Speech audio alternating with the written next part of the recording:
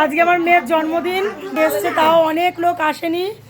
এই যে কত অতিথি দেখো, যে প্রায় লোক এখনো আসেনি, সবাই অনেক রাত করে আসবে। ঘড়িতে এখনো 10:15 বাজে, মানে এখনো ওদের কাছে রাতটাও, মানে আমাদের কাছে রাত, তাদের কাছে সন্ধ্যা।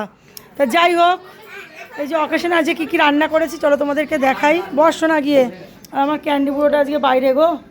সত্যি কথা বলতে দুপুরবেলা বেরিয়েছিলাম মেয়েকে নিয়ে, বাবা মা গেছিলো, ভাইয়ের বউ, আমি, কর্তামশাই, শাশুড়ি মেয়ে সবাই একটুখানি বাইরে গিয়েছিলাম। আজকে বাইরের লাঞ্চটা মানে খাওয়া দাওয়াটা যে বাইরেই হয়েছে। আর এসেই আমার আবার ধকল শুরু, বাড়িতে একটু সন্ধ্যাবেলা জাস্ট কোনো রকম একটু অকেশন করছি, যেহেতু মেয়ের এবার 18 বলে কথা।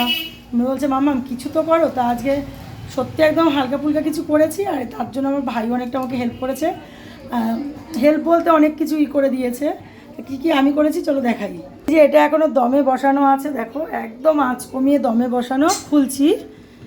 ওরে বাপরে বাপ, এই যে হায়দ্রাবাদি পোলাও, এটাই দেখছি সবাই খুব ভালো খাচ্ছে, এই জন্য হায়দ্রাবাদি পোলাওটাও বানিয়েছি আজকে।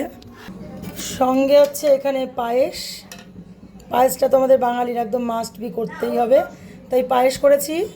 এখানে করেছি একটু পাঁপড় ভেজে নিয়েছি, আর এই যে পাঁপড় রয়েছে আরও ভাজবো। আর এই যে চাটনি, এটা ভাই পাঠিয়ে দিয়েছে কাছের ওখান থেকে।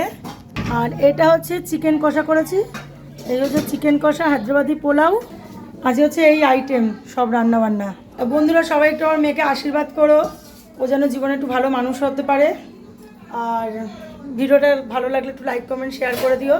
তো চলো টাটা। দেখো আমার কি অবস্থা, ঘেমে নে একদম অস্থির যাকে বলে, না আর ভাল লাগছে না, সকাল থেকেই চলছে। তো চলো টাটা।